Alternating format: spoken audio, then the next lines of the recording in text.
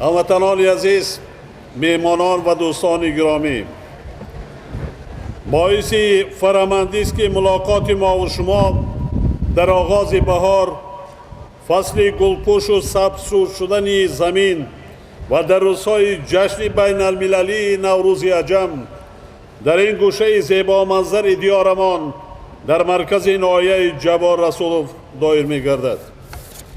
با استفاده از این فرصت مناسب همه شما را به مناسبت سال نو اجدادی، اینچنین قامت افراختن پیکره شاه اسماعیل سامانی و قصر زیبا و زمانوی فرهنگ که آرزوی دیرینه مردم فرهنگ دوست ناحیه می باشد، صمیمانه مبارکباد گفتم برای همه مردم ناحیه و کل ساکنان ولایت سوخت واسانی سعادت و خوشبختی، آسایش و آرامی و در زحمت اهلانه‌تان به خاطر آبادی و پیشرفت تاجیکستان عزیزمان برای کار آرزو می نمایم.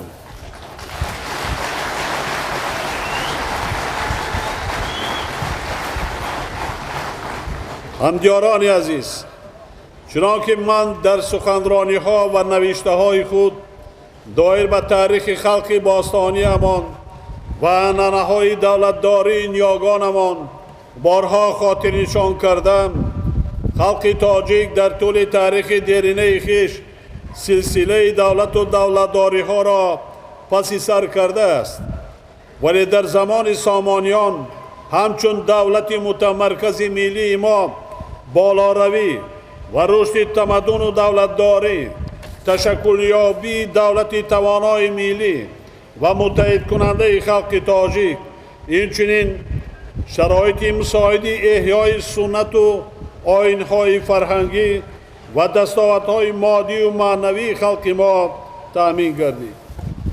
در رابطه با این اظهار امید میکنم که در این روز مبارک نوروزی افتتاح مجسمه ابرمرد تاریخ خلقمان برای مردم ناحیه جبار رسولوف فعالینی گردد و روح مقدس اسماعیل سامانی به روزگار و فعالیت مردم ناحیه فیض و برکت، آبادی و خرمی و آسایش بیشتر بخشد. به شرافت استقلالیت دولتی مردم شریف تاجیکستان اصالت ملی، عنعنه و آیین و سنت‌های از بین رفته خویش را احیا نموده، نام نیک و روح مقدس بزرگان سیاست و دولتداری و علم و فرهنگ خود را پاس و گرامی می‌دارند. بنیاد مجسمه شاه اسماعیل سامانی و قصر فرهنگ در ناحیه که هنوز در دوره‌های دیرینه تاریخی یک گوشه آباد سوخت باستانی بود، دلیل این گفته است.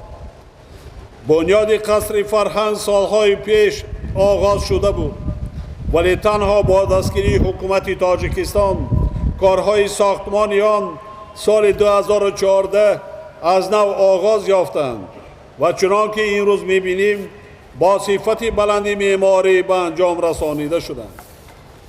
قصر فرهنگ امروزه که با استفاده بهترین عنصرهای صنعتی ملی معماری بنیاد یافته است، در مساحت 1315 متر مربع قامت افراخته، عبارت از 3 قسمت 2 آشیانه می باشد و در هر قسمت آن برای گذراندن چهاربینی‌های فرهنگی تالار و حجره‌های کاری با تمام شرایط معاصر جایگیر شدند. اطمینان دارم که قصر فرهنگ نوبنیاد بر رشد هنر و فرهنگ ملی مردممان، از جمله برادران ازبک و قرغیز که در ناحیه پهلو و پهلوی تاجیکان و در فضای دوستی و همدیگر فهمی زندگی میکنند و تحکیم همگرایی و دوستی آنها مساعدت کرده و جای پسندیده ساکنان و میهمانان ناحیه تبدیل می‌یابد. همچنین میخواهم تاکید نمایم که در این قصد امکانیتی وسیع برای برگزاری چهاربینی‌های فرهنگی سطح ولایتی، جمهوری و بین المللی و با این وسیله جهتی تقویت رابطه های دوستی و رفاقت میان ساکنان گوناگون ملت نایه و مناسبت های نیک و سازنده با همسایه مرزها فراهم آورده شده است. با استفاده از فرصت به همه آنهایی که در بنیاد این قصر زیبای فرهنگی انشاءاتی که قصر خردی ارباب را میماند صافدلانه زحمت کشیدند اظهار سپاس می نمایم.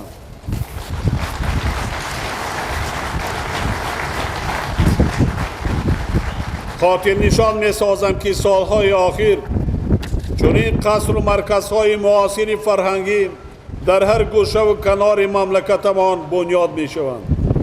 از جمله در ولایت سوخ که سال جاری در قلمرو آن سال رشد فرهنگ اعلان شده است، 13 مؤسسه فرهنگی و 8 قصر فرهنگ بنیاد و از نوسازی می گردد. حاضرین گرامی، نایه جبار رسولوف که 27 دکمبر سال 1993 با قرار شورای عالی جمهوری تاجیکستان نام این ارباب دولتی و سیاسی را گرفته است، در مملکت معلوم و مشهور می باشد.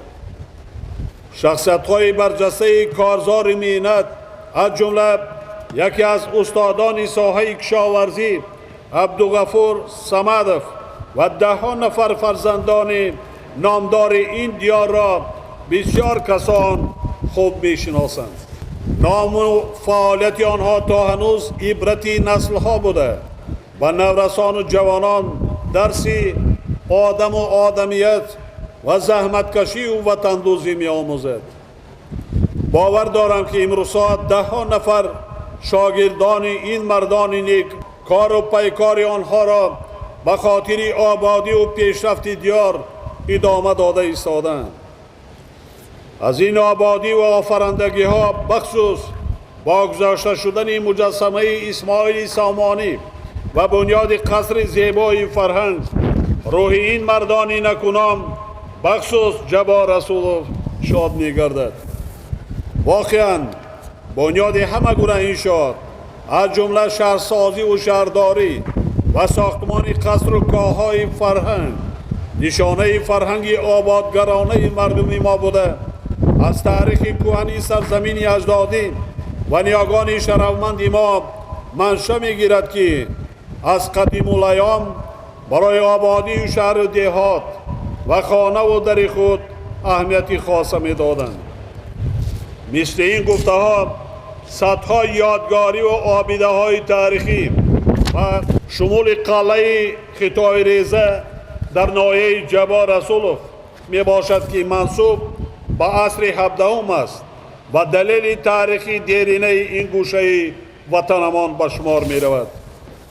همدیاران عزیز، مردم شریف تاجیکستان با شرافت صاحب اسلالی کشورمان در یک مدت کوتاه شاهد عملی شدن آرمان‌های دیر انتظار خود گردیده.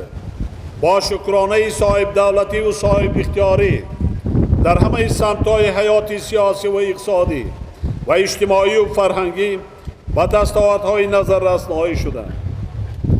با افتتاح نقهای استقلال و شهرستان از سینه کوه خارا راه مراد دلها گشاده شد و این انشاءات بزرگ عصر تاجیکستان را به یک قلمرو واحد ترتیب داده قلبها را به هم نزدیک و آرمانهای 1000 ساله مردم را عملی نموده.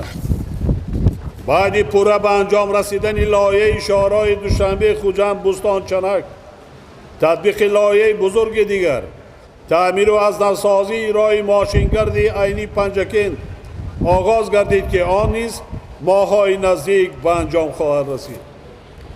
وقت‌های نزدیک از نوسازی راه ماشینگرد دهمای اسفره آغاز می‌گردد. برای عملی نمودن این لایحه سرمایه‌گذاری دولتی جلب قریب 1 میلیارد سامانی پیش بینی گردیده است. در این روزهای نوروزی در منطقه دشت تشنه‌لب سامغار ناحیه باباجان غفورov با افتتاح یک شهرک نوی زمانوی سنگ اساس گذاشته می شود که برای تأمین 40,000 عائله یا 200,000 نفر شهروندان با قطعه‌های زمینی نزد اولگی و بنیاد باغ‌های اینتنسیوی با واسطه آبیاری قطرگی در میدان 8000 هکتار پیش بینی شده است. تا امروز در این موضع کارهای آمادگی به انجام رسیده. انشاءات تأمینات با آب نوشاکی و پالیزی همچنین خط مستقلی برق مهیا کرده شده است. در موضع ذکر شده هزارها نفر با جای کار دائمی تامین گردیده. مردم احتیاجمند شهر نایای خوجند با باجان غفورов، اشت، مسشاه، قیراقم و چکالف صاحب قطعه زمینی نزد حولگی می گردند. در رابطه با این برابریت ولایت سپارش داده می شود که دایر به مسئله در این موضوع با ساکنان ناحیه جبار رسولov نیز جدا نبودن قطعه زمینی نزد حولگی و زمین برای بنیاد باغ‌ها چاره‌جویی نمایند. دوستان عزیز، سالهای آخر از حساب بودجت دولتی در ناحیه جبار رسولov ده‌ها انشاءاتی ساحه‌های معارف و تندرستی، فرهنگ و دیگر انشاءات تعیناتی اجتماعی ساخته به استفاده سپاریده شدند. از جمله مؤسسه استراحت و سالمگردانی نورسان و جوانان در ناحیه جبار رسولov امروز به مکان استراحت و فراغت و دوستی مکتبیان نه تنها ولایت بلکه همه شهر ناحیه‌های کشور تبدیل یافته است. هنگام یکی از سفرهای کاری به ناحیه جبار رسولov با ساکنان زحمتکش ناحیه مراجعت کرده گفته بودم که اکنون وظیفه‌ای که در نزد کشور و خلقمان قرار دارد تامین نمودن رشد استوار اقتصادیات مملکت و زینه به زینه بهتر کردن روزگار مردم می باشد. این وظیفه بسیار دشوار و مرکب است. به خاطر اجرای این وظیفه ما باید اهلانه و صادقانه کار کنیم، زحمت کشیم و روزگارمان را باز هم بهتر و آسوده گردانیم. ما همچنین وظیفه داریم که به مسائل علم و دانش آموزی و از خودکنی کسب و هنر برای نورسان و جوانان یعنی فرزندانمان شرایطی ضروری مهیا کنیم. امروز به نزد شما آمده بار دیگر احساس کردم که مردمی سربلند و زحمتکارین ناحیه سیاستی سازنده و بنیادکارانه حکومت مملکت را صمیمانه دستگیری میکنند و با دست دل گرم برای بلند برداشتن سطح نیکو احوال خود بسیار عملهای صاحبکاری و خیر و آبادکارانه را به انجام رسانیده ناحیه را خیلی خرم و سرسبز کردند. نشان دهنده‌های اقتصادی و اجتماعی ناحیه قانع کننده بوده پیشرفت اکثر ساحات تامین گردیده است. علاوه بر این در نتیجه اصلاحات زمین که در ناحیه با مرام عملی شده ایستاده است و از این ساحه کشاورزی و صاحبکاری 3 سالی باز هم بهتر خواهد شد. در روند کارهای آبادانی و سازندگی سالهای آخر در ناحیه بنای نوی پروکراتور، اداره ناظرات انداز، کارخانه‌های 3 سالی مسائل ساختمان، کارخانه آردبراری، 2 چایخانه ملی، مؤسسه‌های تعلیمی، درمانگاه و کودکستان‌ها و چندین انشاءات دیگر مورد بهره برداری قرار گرفتند. میخواهم مخصوص خاطر نشان سازم که طبق سپارش پرزیدنت مملکت امروز جوانان از جمله زنان و دختران در سراسر کشور با احیای هنرهای ملی رو آوردند. از جمله در ولایت سوخت و ناحیه جبار رسولov با مسئله احیا و رشد هنرهای قالین بافی، ادرس و اطلس بافی، دوزندگی و سوزنی دوزی و کشیده دوزی اعتبار خاصه ظاهر می گردد.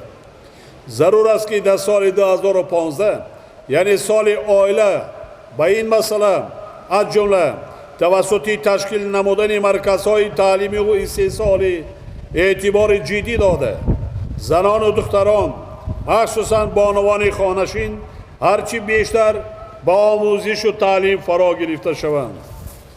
اقدام مذکور یکی از راه‌های تشکیل جایهای نوی کاری، افزایش درآمد شهروندان و بهتر گردانیدن وضع مالیوی آنها و با همین راه تامین نمودن فضای آرام و آسوده عائله ها می باشد.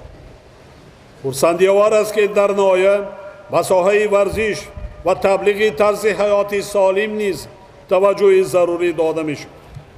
ما امروز با پهلوانان نامی کشور که در عرصه بین المللی پرچم تاجیکستان را بالا برداشته کشور ما را به جهانیان معرفی میکنند افتخار میکنیم.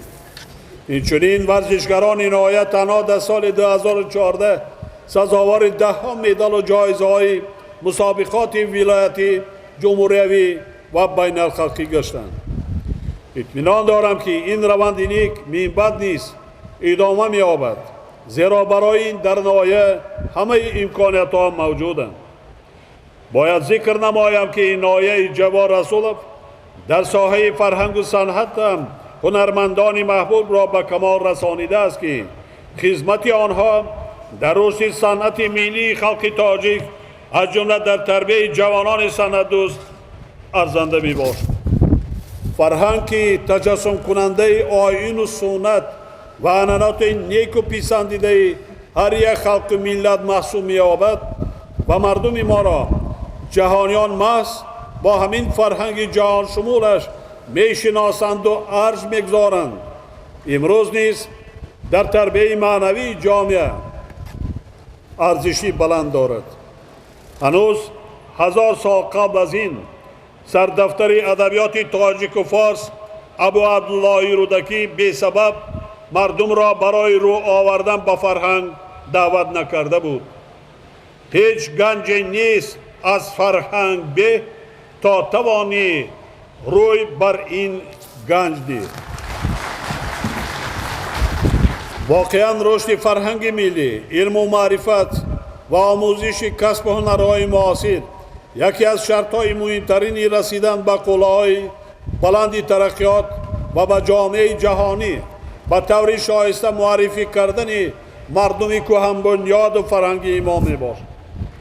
امسال در کشور ما بزرگداشت 700 سالگی متفکر مشرق زمین میر سید علی همدانی و 3000 سالگی حصار شادمان جشن گرفته می شود که این چاره‌بینی های بزرگ در تربیت فرهنگی شهروندان و خصوصا نورسان و جوانان بی‌شبهه نقش مهم خواهد بازید.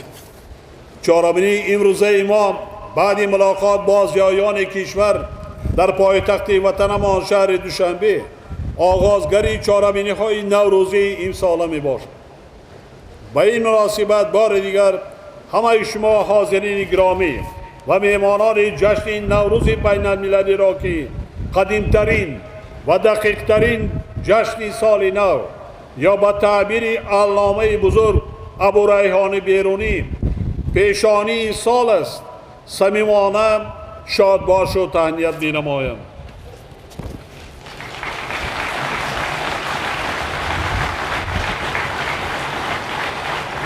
به شما و خاندان هر یک شما به خاندان تمام مردم شریف کشور سرسبزی نوروزی و سعادت همیشگی برای کامیابی، خیر و برکت و وحدت و آسایش آرزو می نمایم.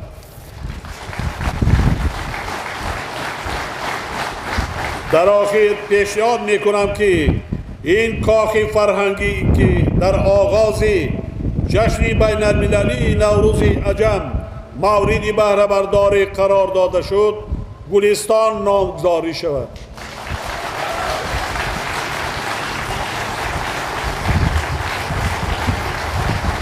سلامت باشید.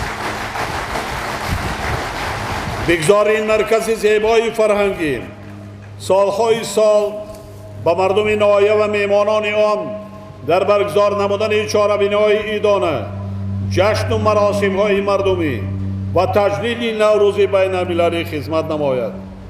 من دوستان عزیز امسال در اول سال برای جشن گرفتن سال نوی اجدادی با نامه شما به نزد شما محنتکشان و مردم نایه آمدم به نایه جواد رسولov. خدا کند که پای قدم شما و این جشن فیض و برکت مردم ما را در سال نوی اجدادی باز هم بیشتر خوبتر گردانند. این سرزمین، این مکان بسیار شخصیت های ابرمردان بزرگ خلق تاجیک را به دنیا حضر کرده است که 10 سالها 100 سالها زحمت کشیدند و ملک و وطن ما را آباد کردند. روحشان شاد باد.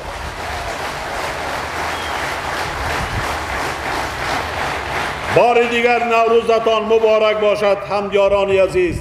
یک جهان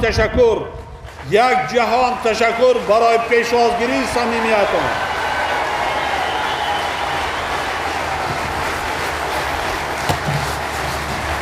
من امروز دیدم بعضا کوچه و خیابان ها آباد شدند. البته برای آباد کردن این ملک وطن ما خیلی زحمت کشیدن مانده کار. من باوری کامل دارم رهبریت ولایت و رهبریت ناحیه، فعالان، صاحبکاران باسم زحمت کشیده وطن ما بنیاد کردن مانده کار، آباد کردن مانده کار. این وظیفه مقدسی ما فرزندان امروز است. من خیابانا را میبینم اکثریت جوانان است، اکثریت نورس جوانان است. آینده ای تاجیکستان درخشان است که سین میانه مردم ما 24 سال است. آینده دولت ما در دست جوانان است.